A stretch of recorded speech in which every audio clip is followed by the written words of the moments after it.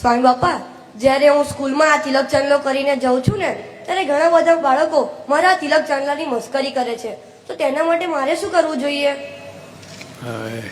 અઘરું છે. એમાં સુરવીરપણું રાખવું પડે. જો પ્રમુખ સાંઈ મહારાજનો રાજીપો લેવો છે કે